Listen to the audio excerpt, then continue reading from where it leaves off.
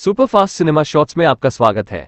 आज हम आपको ऐसी कहानी दिखाते हुए बताएंगे जो एक राजा की है और उसे पैदा होते ही भेड़िए के मुंह में फेंक दिया जाता है। मूवी की शुरुआत में हमें सिमियंस वानरों को दिखाया जाता है जो बंदर के प्रजाति के होते हैं। आप उन्हें हमारे पूर्वज भी कह सकते हैं। सभी वानर अपने राजा के पुत्र के होने के खुशी में पुस्तनी पेड़ के नीचे इकट्ठा होते हैं। बंदरों का राजा, जिसका नाम सिमोन है, एक बड़े पेड़ के अंदर प्रशासन करता है। ये है ओलादमीर, जो राजा के करीब रहता है और राजा के साथ कोई भी बड़ी बात सुलझाने में मदद करता है। आज बंदरों की रानी 2 बच्चों को जन्म देती है। पहला बंदर बहुत छोटा और कमजोर होता है, लेकिन दूसरा बंदर उससे थोड़ा बड़ा और मजबूत होता है। और कमजोर बंदर दुनिया में पहले आया था, इसलिए वो सिंहासन का पहला उत्तराधिकारी है। और तभी एक बंदर चुड़ैल आती है। वो राजा को छोटे बंदर से छुटकारा दिलाने की सलाह देती है, क्योंकि अब वो एक अपशगुन है, और कहती है कि ये प्रकृति की गलती है और वानर उसे राजकुमार के रूप में कभी स्वीकार नहीं करेंगे। और रानी के होश में आने से पहले राजा अपने कमजोर बच्चे को दूर करने के लिए ओलादमीर को सौंप देता है। और जब रानी को होश आता है तो अपने बच्चे को पूछती है और राजा से वचन लेने को कहती है कि वो उनका अच्छे से देखभाल करेगा। और रानी की मृत्यु हो जाती है। राजा वानिया को राजकुमार घोषित करता है, जो मजबूत और स्वस्थ है। और राजा का सेवक कमजोर बच्चे को भेड़िए के मुंह में फेंकने के लिए ऊपर जाता है और बच्चे को फेंक कर चला जाता है। लेकिन वो बच्चा एक बेल पर अटक जाता है, जिससे वो भेड़िए के मुंह में नहीं जाता, लेकिन भेड़िया उसके हाथ में काट लेता है। ये देख के एक दूसरा बंदर उस बच्चे को भेड़िए से बचा लेता है, लेकिन वो बच्चा एक वानर की तरह नहीं चल पाता, क्योंकि उसके हाथ को भेड़िए ने काट लिया था और आप उसे लूला भी कह सकते हैं। इसलिए एक दूसरा बंदर इयान उसकी मदद करता है, एक माँ बाप और एक दोस्त की तरह। समय बीतता है और वो बंदर अब बड़ा हो चुका है, जिसका नाम है एडवर्ड।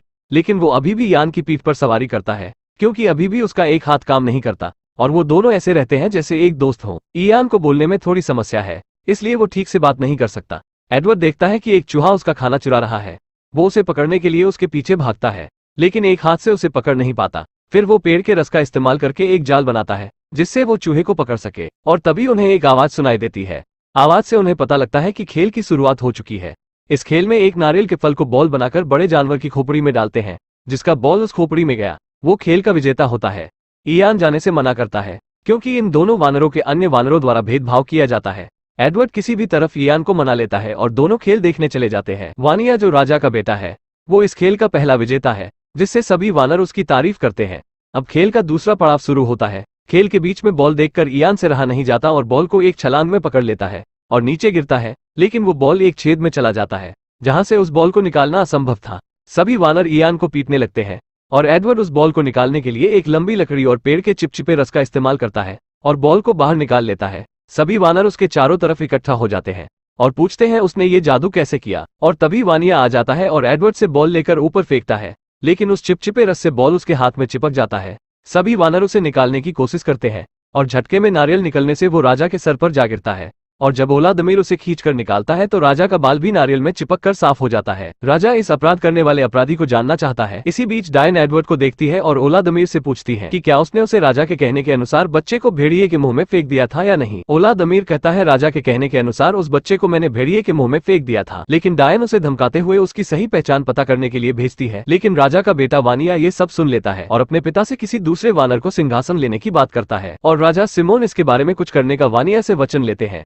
एडवर्ड और इयान कुछ बातें कर ही रहे होते हैं कि राजा के कहने के अनुसार 2 बंदर एडवर्ड के पास आते हैं और कहते हैं, राजा ने आपको बुलाया है। वहां पहुंचने के बाद पता चलता है राजा की उपस्थिति में एडवर्ड को जादू करने के अभ्यास में आरोप लगाया जाता है। एडवर्ड उन्हें समझाता है कि ये कोई जादू नहीं है, बल्कि कुछ तरकीबें हैं जो उसने खोजा है। और एडवर्ड उस गलती का समाधान देने के लिए एक पत्तों का ताज बनाता है, जिससे राजा सिमोन का टकला भी ढक जाता है और सिमोन को राजा होने का पहचान भी मिल जाता है। फिर पत्तों में साफ पानी इकट्ठा करके आईना बनाता है। राजा पहली बार अपना चेहरा देखकर बहुत खुश होता है। उसके बाद वो राजा के लिए एक झूला बनाता है और वो कुछ बातें कर ही रहे होते हैं कि कुछ कीड़ों उन पर हमला कर देते हैं। ये सब उस डायन का किया होता है और राजा झूले से नीचे गिर जाते हैं और एडवर्ड पर डायन राजा के हत्या करने का आरोप लगाती है। और राजा का बेटा वानिया इसी का फायदा उठाते हुए एडवर्ड को उस बड़े पेड़ से नीचे फेंक देता है। और राजा सिमोन को होश आता है तो पूछते हैं, एडवर्ड को नीचे किसने फेंका। वानिया कहता है, उसे मैंने नीचे फेंका, क्योंकि उसने आपको मारने की कोशिश की। राजा सिमोन कहते हैं, उसने मुझे कोई हानि नहीं पहुंचाई और तुमने एक वानर की हत्या की है। एडवर्ड को होश आता है तो देखता है वो पेड़ से नीचे गिरा हुआ है और इयान एक लता से लटक कर उसकी तरफ हाथ बढ़ाता है, लेकिन एडवर्ड उस तक पहुंच नहीं पाता। वो इयान को छोड़कर रेगिस्तान की ओर बढ़ता है। आगे जाने पर वो 2 बड़े शुतुरमुर्ग को देखता है और एक शुतुरमुर्ग के मुंह में अंगूर का गुच्छा होता है। एडवर्ड उसे पकड़ने के लिए 2 पैरों पर खड़े होने की कोशिश करता है और इस तरह वो 2 पैरों पर खड़ा होना सीख जाता है। और तभी वहां भेड़ियों का एक झुंड उनके पास दौड़ते हुए दिखाई देता है और इन तीनों को भी भागना पड़ता है। पहली बार एडवर्ड भागता है, वो भी उल्टा, लेकिन शुतुरमुर्ग को सीधा भागता देख वो भी सीधा भागने लगता है। एडवर्ड ये देखकर काफी खुश होता है कि अब वो तेजी से आगे बढ़ सकता है। अब उसका एक हाथ उसके लिए बाधा नहीं बनेगा।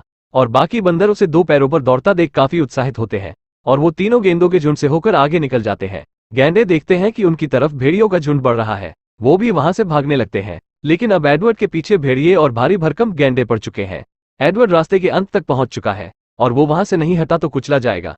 ये सब देखे एक बाप से रहा नहीं जाता और राजा सिमोन उन गैंडों के आगे आकर उन्हें रोकने की कोशिश करते हैं, लेकिन वो देखते हैं कि एडवर्ड कुचलने वाला है। वो जल्दी से अपने बेटे के आगे आ जाते हैं, जिससे एडवर्ड तो बच जाता है, लेकिन राजा सिमोन बुरी तरह घायल हो जाते हैं। राजा सिमोन मरने से पहले एडवर्ड से कहते हैं कि मैं तुम्हारा पिता हूँ और तुम्हारी माँ को आखिरी वचन दिया था कि मैं अपने बच्चों का ख्याल रखूंगा। वानिया अपने पिता का शरीर ले जाता है और एडवर्ड से कहता है कि उसे अपना भाई समझने का सोचना भी मत।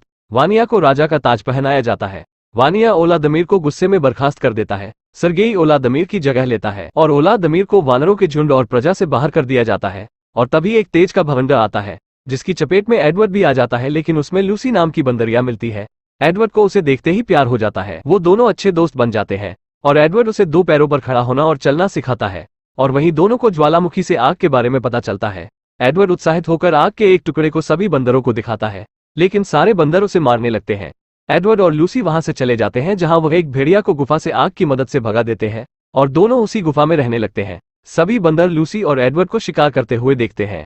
अब तो एडवर्ड भेड़िए को नियंत्रण करना सीख भी लिया है। सभी वानर उस पुश्तैनी पेड़ को और अपने राजा वानिया को छोड़ देते हैं, क्योंकि वो और अधिक भूखे नहीं रह सकते। डायन वानरों को डराने के लिए पेड़ की आत्मा को बुलाती है। तभी एक बंदर पेड़ से आने वाली आवाज का पता लगाने के लिए आवाज का पीछा करता है और उसे पता चलता है कि पेड़ की कोई आत्मा नहीं, और उसे पता चलता है कि यह सब डायन का किया धरा है। डायन उसे मारने के लिए दौड़ाती है, लेकिन सभी वानरों को पता चल गया है बंदरिया डायन का सब कुछ किया धरा है। वो वानरों को मारना चाहती है। सभी उस पेड़ को छोड़कर एडवर्ड के पास गुफा में रहने के लिए चले जाते हैं, लेकिन लूसी सभी वानर को अंदर नहीं आने देती है, क्योंकि वो लोग एडवर्ड के साथ बुरा ही किए थे। लेकिन सभी बंदर एडवर्ड और लूसी से कहते हैं कि वह खाना खाकर चले जाएंगे, लेकिन वह नहीं जाते और सारी रात गुफा में मनोरंजन करते हैं। वो लोग भी एडवर्ड और लूसी के साथ रहने लगते हैं और एक अपना गांव बनाते हैं। और लूसी एडवर्ड अब शादीशुदा है। कुछ दिन बाद उनका एक बच्चा भी होने वाला था। एडवर्ड कहता है अगर हमारा पुत्र हुआ तो उसका नाम इयान होगा। और सारे वानर पुस्तनी पेड़ को छोड़कर चले गए। इसी का बदला लेने के लिए डायन एक साजिश रच रही है। लूसी घर पर आराम करती है और एडवर्ड निर्माण कार्य में गाँव वालों के कामों में काफी मदद करता है। और सभी वानर एडवर्ड की तरह 2 पैरों पर काम करते हैं। वो अब अपने भोजन के लिए शिकार कर सकते हैं और डिएगो अच्छी चित्र बना सकता है। लेकिन तभी टिड्डियों का झुंड उस गांव वालों पर हमला कर देता है और वो सभी चीजों को नष्ट कर देता है। सर्गेई और बाकी वानर जानते हैं कि ये उस डायन का काम है, इसलिए वो सभी मिलकर उस पेड़ के पास जाते हैं। सभी वानरों के पेड़ तक पहुंचने से पहले लूसी एडवर्ड से वानिया को बचाने के लिए कहती है। एडवर्ड पेड़ के नीचे जाकर वानिया को आवाज लगाता है, लेकिन उसे कोई जवाब नहीं मिलता। सभी वानरों के पहुंचने के बाद वानिया बाहर निकलता है। सभी वानर उसे कहते हैं कि अगर वो पेड़ को उनके हवाले कर देता है तो उसे जाने देंगे, लेकिन उल्टा वानिया वानरों से वादा करता है वो उन्हें जीवित छोड़ देगा अगर वो यहाँ से चले जाते हैं तो। गिजेला वानिया का बचाव करने की कोशिश करती है, जो वानिया की पत्नी है, और सर्गेई वानिया पर हमला करने की अनुमति देता है। और वानिया गुस्से में वानरों को मारने लगता है, लेकिन वानरों की संख्या ज्यादा होने की वजह से उनके आगे टिक नहीं पाता। पेड़ में आग लगा दिया जाता है, लेकिन एडवर्ड पेड़ के नष्ट होने से पहले गिजिला को उस पेड़ से बचा लेता है। लेकिन इस बीच एक जलते हुए पेड़ की शाखा से खुद दब जाता है। वो वानिया को मदद के लिए बुलाता है। वानिया उसे अपने पीठ पर रखकर वहां से एडवर्ड को लेकर भाग जाता है, जिससे एडवर्ड की जान बच जाती है और वो डायन उसी पेड़ में जलकर मर जाती है। लेकिन अब पुश्तैनी विशाल पेड़ जलकर राख हो चुका है और वानरों के लिए यहाँ कुछ नहीं बचा। वानिया और एडवर्ड नाराजगी को दूर करते हैं और सभी वानरों के सामने अपने भाई को स्वीकार करते हैं। सर्गेई वानरों में दहशत पैदा करता है कि अब रहने की कोई जगह नहीं, हम सब भूख से मरेंगे। लेकिन एडवर्ड सभी वानरों को एकत्रित करता है और बताता है हमारे जीने की एक और आशा है। उन पहाड़ों के पीछे वो पक्षियों का पीछा करते हैं और वहाँ उन्हें पानी, पहाड़ और हरे भरे जंगल मिलते हैं और वो एक नई जगह की खोज करते हैं जहाँ एडवर्ड का मित्र इयान भी था। और यहीं पर ये मूवी खत्म हो जाती है। इस मूवी से हमें यही सीख मिलती है कि कभी खुद को या किसी को कमजोर नहीं समझना चाहिए। वैसे अगर आपको ये वीडियो ठीक लगा हो तो एक लाइक कर देना, अगर ठीक ना लगे तो कमेंट में बता देना।